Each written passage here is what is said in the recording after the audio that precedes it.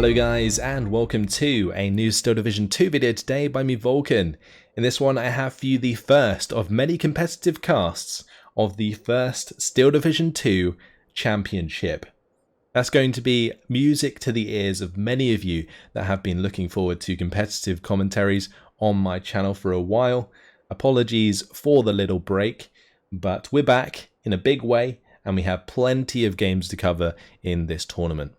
And before we move on, I just want to make a massive thank you to Tiger, who not only ran and organised the tournament, but also helped me out with the replays so that I could get them to you in a timely fashion. So big thanks to him. But today we're going to be starting the first game in round 2, which is going to be Tunic, also known as Seagull, versus Herr on Shchedrin. Seagull is going to be playing the 3rd Canadian on the Soviet side with a balanced deployment type, and Herr is on the Axis side with the Panzer Lehr using a Vanguard deployment type. So there are some rules to the tournament. Each player can ban 3 divisions from the opposing side, and there are 3 map bans in total. So it does limit the pool slightly and takes away some of the more, I guess, meta divisions that people perceive to be a little bit more powerful than others.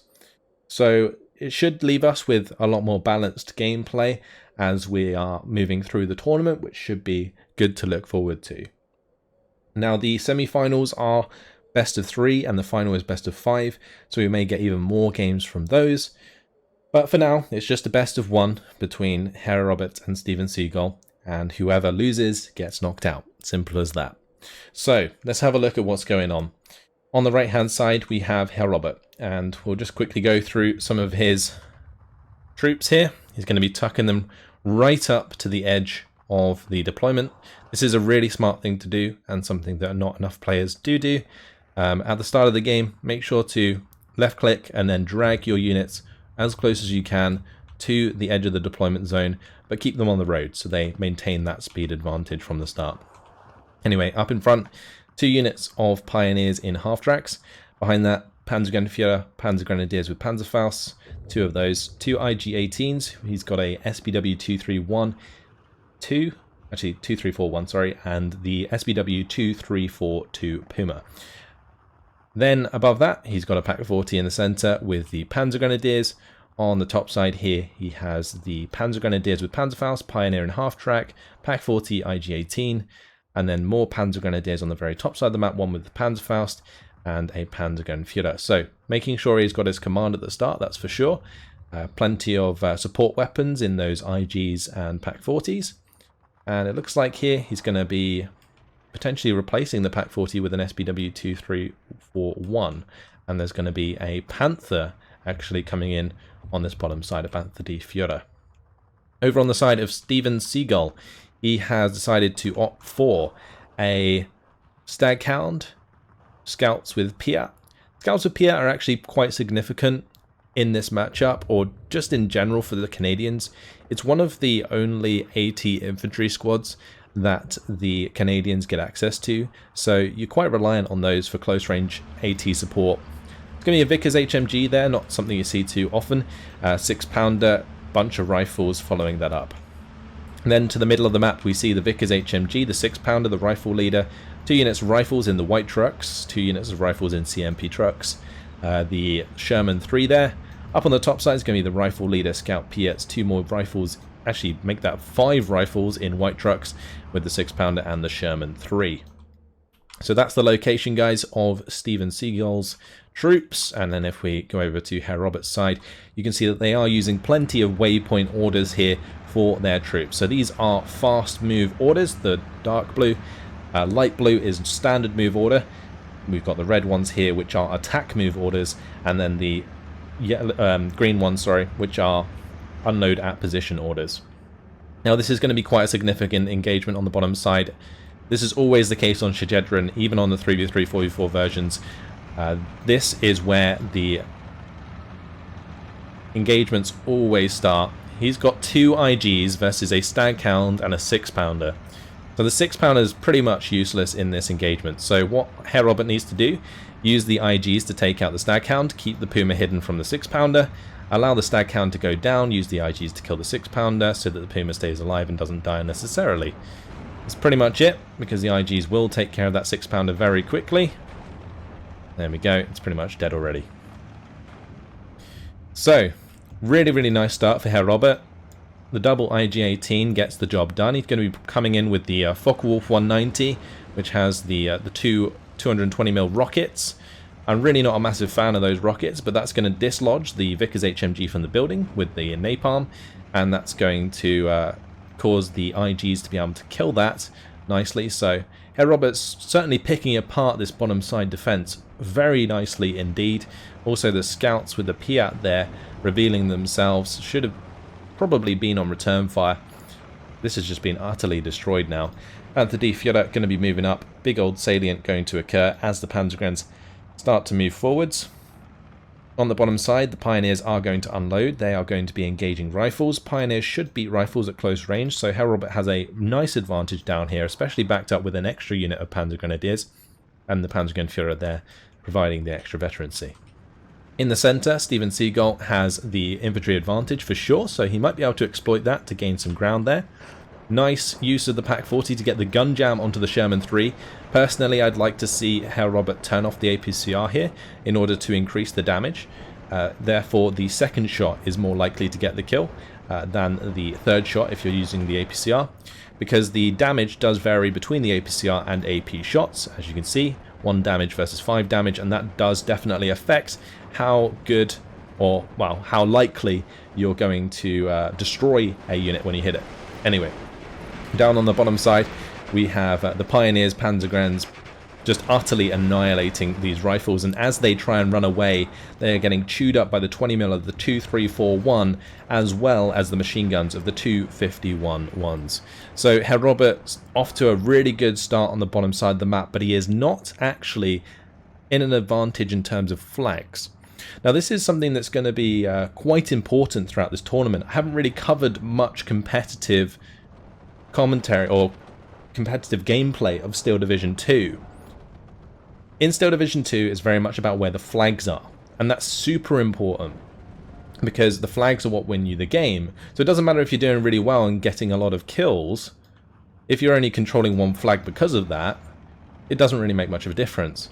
Whereas over here in the town, Steven Seagull is currently pushing forwards with the Sherman 3 as well as all of these rifles, and he's already taken this second flag that starts on the 50 on the side of Herr Robert.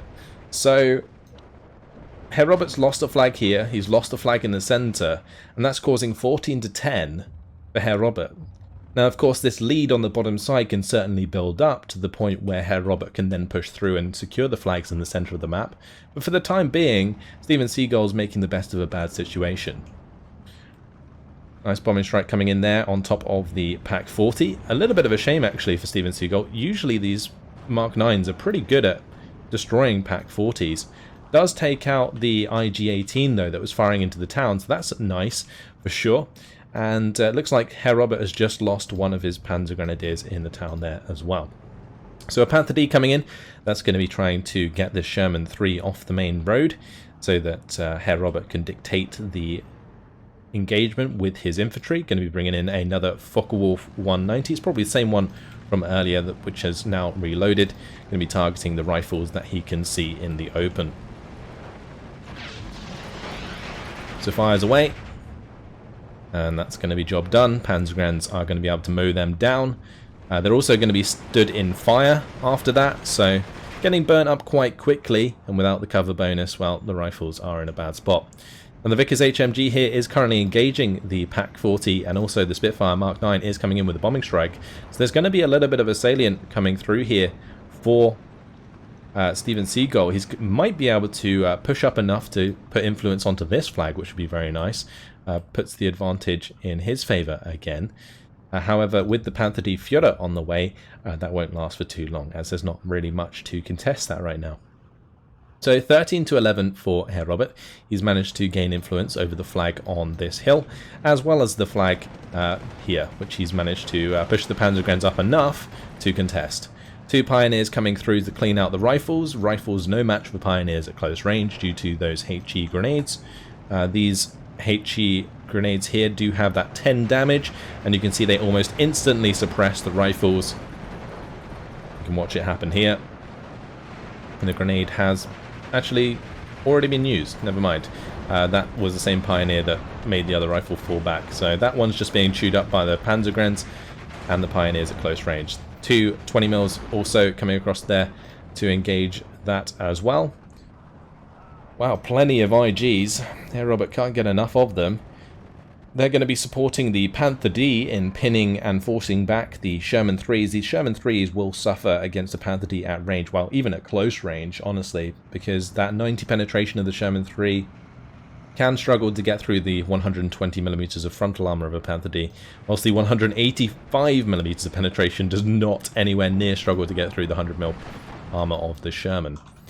So Panther D here also going to be engaging towards the town, and a couple of MG42s actually being brought in. Nice choice actually for securing this objective, because they can not only cover the town but also the approach from near the river.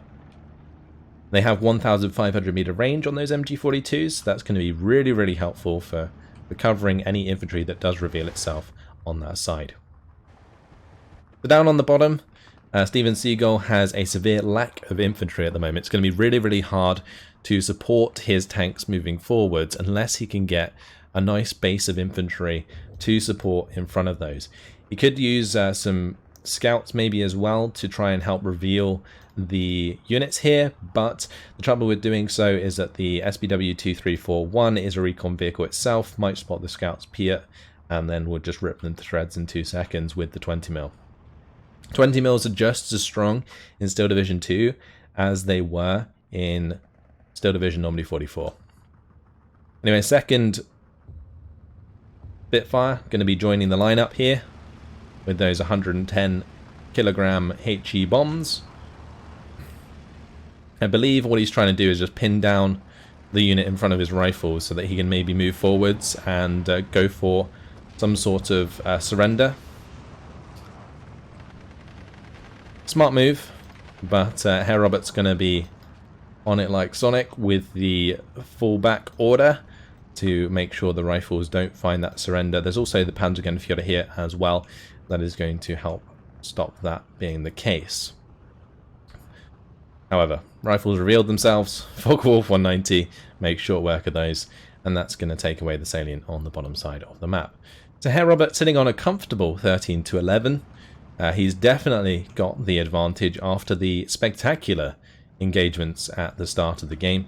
He's going to be pushing 14-10 as the Panzer Grenadiers come across here, revealing the rifles behind the hill, pushing up the 2 20mm here to take them out. Now he's got to be a little bit careful because the rifles will have the close range grenades that can throw them through the hatch of the 2341, but as long as he stays with that outside of 60-meter range, the rifles won't be able to do that. So in this case, just going to get annihilated, and 60 meters is very, very close in Steel Division 2, so he's going to get away with that for sure, and just kills off that squad, removes even more influence in the center of the map. The 2 Pioneers making their way over to get rid of the rifles in this little clump of trees, and meanwhile on the bottom side the Sherman's actually going to take advantage of the line of sight to get shots onto the Panzergren but not reveal itself to the Panther Ds. But the Panther Ds don't really have to be too worried about moving forwards at the moment because nothing's shooting at any of these half-tracks or armoured cars from the hill. That means there's unlikely to be an AT gun up here, and well, at close range, his Panthers still do well against the Sherman anyway. But this Pak-40 currently engaging the Sherman 5 here.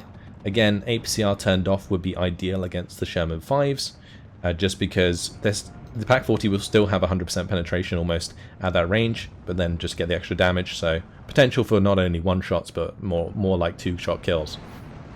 Anyway, rifles there are going to get pinned down by the Pioneer. 20mm also helping out from range. Rifle leader and another rifle squad going to be coming in to try and take advantage of the Pioneers whilst they are reloading their grenade, but a second squad is nearby.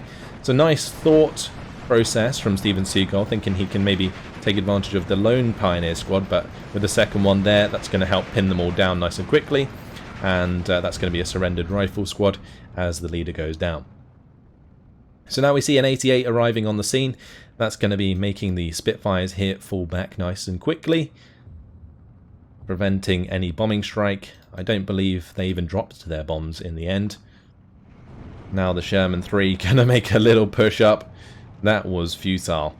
No chance for that Sherman. These Panther Ds, they have complete overwatch of this plateau. Only the 6-pounder really sneaking up into the position where these field engineers are would be enough to maybe get a side shot, or close enough that he has decent enough penetration to get through these units.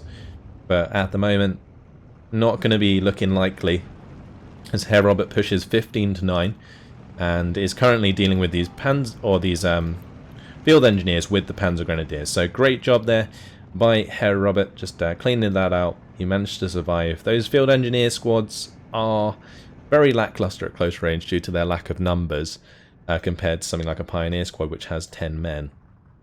So a field engineer squad has made its way into the bottom side. I fear that as soon as that is spotted, the Focke-Wulf is probably going to come in and make mincemeat of them. Meanwhile, we can see loads of armor just building up. There is currently 2 Panthers on this bottom side. There's going to be a Tiger joining them. There's a Panther D coming up in the center. There's a Panther D Führer on the ridge here. 2 Panzer IVs joining the Panther D in the town, as well as the Tiger coming in from the spawn. Yeah, it's not looking good for Steven Seagull, let's put it that way.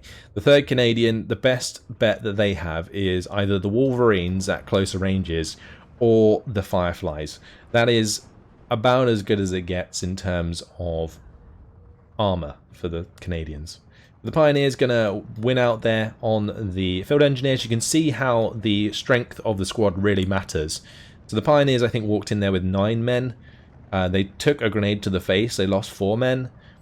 The Pioneers just demolished the 5-man squad of the engineers entirely and very quickly because they had less men to work with in the first place. So that's quite significant. But either way, 16-8, it's going to make a minor defeat for Steven Seagull in 12 minutes and 10 seconds. So he's kind of doing the right thing. He's building up some armor, but the trouble is, where does he go from here? And how does he use the armor? So best bet would probably be maybe some artillery, but Canadian artillery is quite expensive. So if you're not going to go for artillery, then maybe aircraft, but the aircraft's currently shut down by the 88, especially things like those Spitfires. So he's in a little bit of a predicament because Herr Robert pretty much has all his bases covered. Anyway, Panzergren's going to be coming in to reinforce the town, taking back his close side objective in the town. Now probably wants to push across and take the other objective here. Both those Spitfires just hovering currently over the town. Not going to be able to do too much. The SDK of Z71 is on the way. This is the half-track with a flak filling on the back. Pretty nasty anti-air for sure. So now AA brought in on both sides of the map. But what is this? We see a Panther D in a little bit of trouble. That is going to be a 17-pounder engaging the Panther D in the center of the map. Once that gets pinned down though, it may reverse just enough to be out of line of sight. We will see. Shoot a knockout. Another critical. Not going to get the kill though. Panther D is going to save itself for today. For now, I guess. The Pioneer sitting here on return fire. The reason Herr Robert has them on the edge of the tree line is just basically to use them like recon, but he doesn't want them to fire on the stormtroopers here, so he's going to keep them on return fire until those units get closer. And meanwhile, in the light forest here, the Panzergrens are going to get ripped up by the 20 mils. German 3 is coming through to support the Pioneers. It's a little bit of a problem for Herr Robert because the Sherman 3 can definitely take advantage of this engagement and kill both of these armoured cars. But if Herr Robert gets the right crit, he might be able to make this fall back or show side armor or something and then overwhelm them.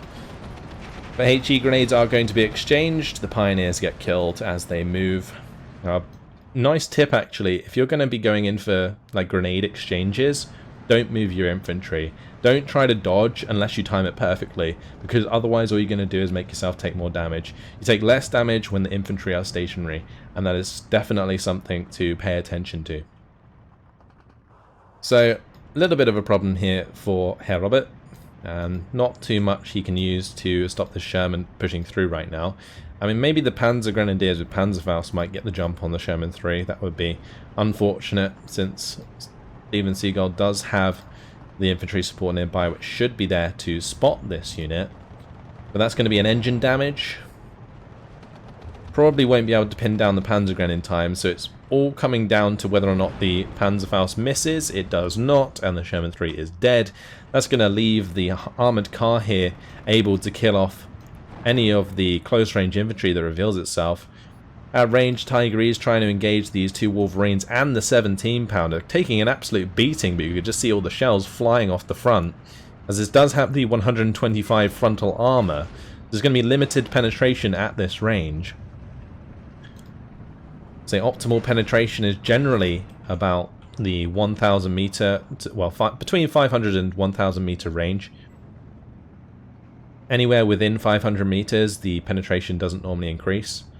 But that is a full range engagement at 2,000 meters, so the drop off of the 130 mil penetration is quite significant against the Tiger.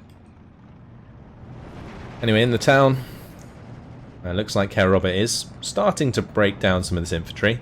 He did get a brief shot there onto the artillery command that is providing the leadership to the fellow rifle squads there. Here we see the Panzer Grenadiers going to get taken care of. Focke-Wulf 190 comes in with the rockets, 210mm rockets. Forces the Stormtroopers back slightly, but not too much damage done there.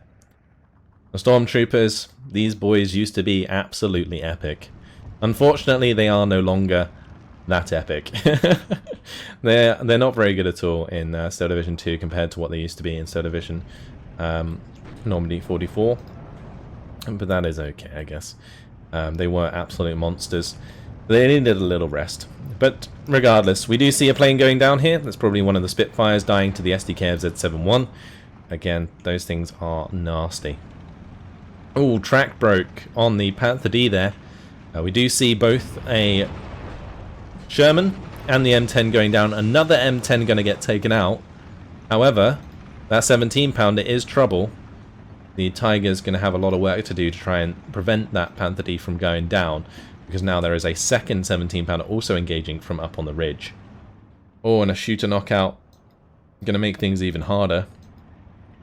But still, the 15-9 flags here is giving Herr a significant lead, and even Seagull, he's basically fighting an uphill battle, both literally and metaphorically. So this 17-pounder, I mean, these have got to find the kills. This is his main counter to all of the armor that the Panzer Lehr can field. So that's something we're going to have to keep an eye on. But, ooh, nice engagement here. Panther D does get crew killed by the Sherman 3, I presume. But that's now being pinned down by two 259s with their 20mm autocannons. One of these Sherman 3s did get track broken, which is going to reduce its effectiveness. There is a Tiger on the way coming to save the day. Looking for the kill, no doubt. Panther D did go down next to the Pak 40 there, but the Pak 40 is now looking for the kill onto the 17-pounder. Does find it, sorry. Then we see two half-tracks now currently ripping up the rifles. Surprised Herr hasn't moved the 2-3-4-1 into line of sight. Definitely kill off that squad nice and easy. But here comes another Panzergren. And we do see the upper Blitz coming in. That's going to provide more ammunition to the 88, but also the Panther D Führer and the IG-18 here. So we secured the bottom side. There's not really too much to find here. Attacking this objective is pretty difficult because your opponent can just turtle up in the buildings. So not much point pushing onto these. Same deal here, very hard objective to get into. This objective can be very, very awkward for sure, because of the attritional warfare, especially against like the 3rd Canadian that have a bunch of these cheap rifles, these 20 points apiece. Anyway, the Tiger's coming down here to help deal with the Shermans, but the off-map is on its way. This is going to be the 381mm naval off-map. The Panther D is not saved, it does go down, but the Tiger, of course, going to be very effective at this range versus those Shermans. Let's see how that off-map does. This is going to be spectacular. If it hits any of these armored cars or half-tracks directly, they are going to die. But it seems as though 3 of the hits actually went and smacked his own units, which is less than ideal, and a big reason why I don't personally like the off-map, that 381mm off-map, very much. It fired I think it fires like 8 rounds, and 4 of them landed here, and 4 of them landed on the left side. It's very inconsistent off-map. Actually, there's another crater there, so maybe it fires like 9 or so. Anyway, yeah, inconsistent is probably the word for that 381mm off-map. Sometimes it hits the mark directly, and, you know, stuff like this, these 259s would just get one-banged, and any infantry squads can also just get annihilated in one hit. But we'll see this time around if it hits the mark.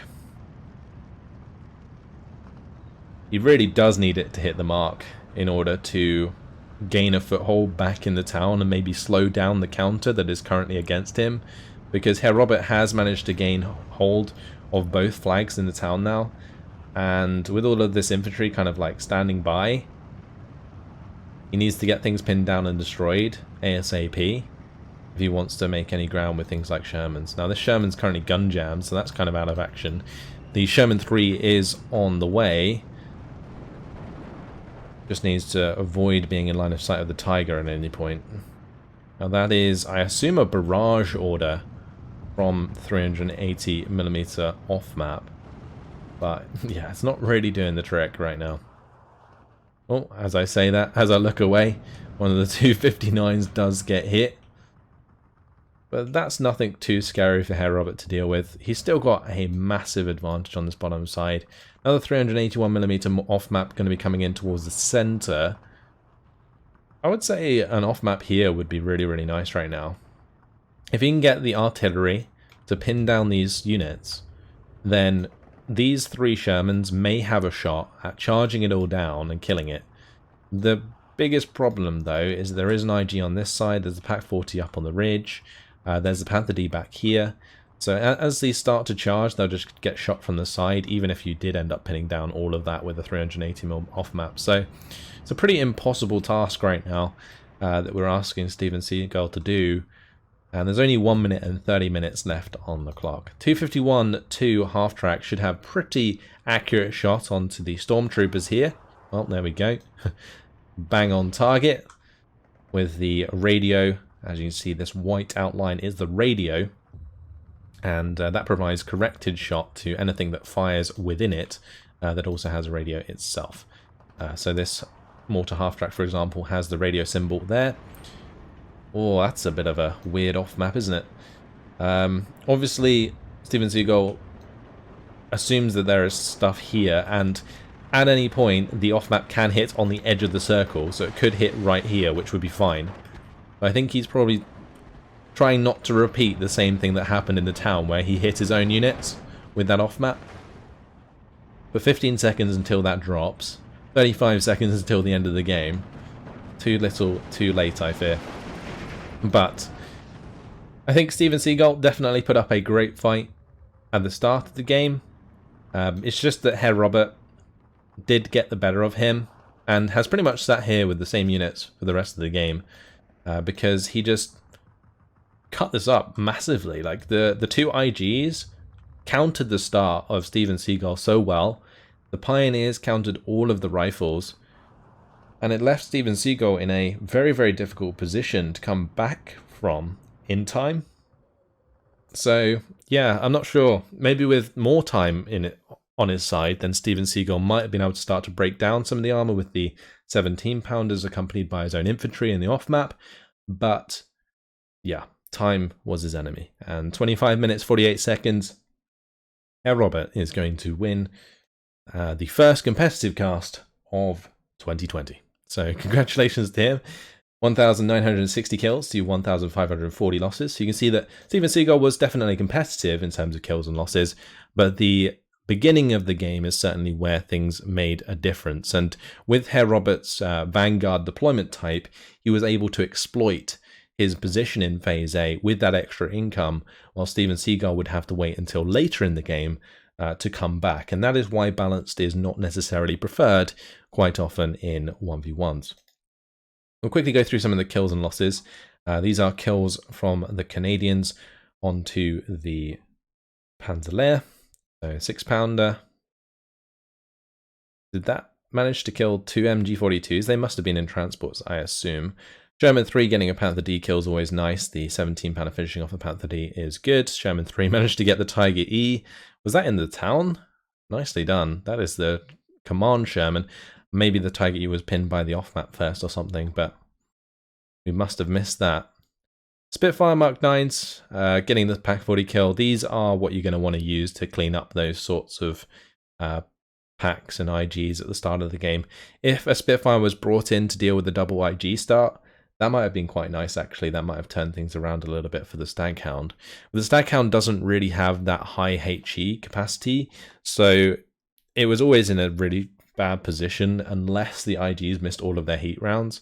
But that's pretty unlikely. There's always going to be at least one of those 8 rounds that hits, especially when they were 1-star veterancy. So this IG, yeah, took out both the Staghound, the 6-pounder on the bottom side, destroyed the scouts, also helped with the Vickers HMG there that was in the building, and that was more or less most of Steven Seagull's bottom side push at the start of the game, and pretty much sealed the deal there for Herr Robert, giving him bottom side control. It wasn't a massive deal initially because it only gave 1 extra flag to Herr Robert, but later on, with the mass behind him, Herr Robert could just sit on all those flags and that was job done. The Panther D took out 3 Shermans there, that's very nice. And these 2, 3, 4, 1s, really, really good half tracks. Any recon half track, or no, it's not even a half track, sorry, it's an armor car. But either way, any armor car or half track with a 20mm, really, really good value in the recon tab in most divisions, so bear that in mind. Tiger there taking out 2 Sherman 3s in the town. So there you have it. The first competitive cast of 2020, and there are many more to come. We have 7 more games in round 2 to cover, and I'll be coming up next with Frublord versus Vincent. So, look forward to that one. That's it. Hopefully you guys enjoyed the video. Thanks for watching, and I'll see you in the next one. Goodbye.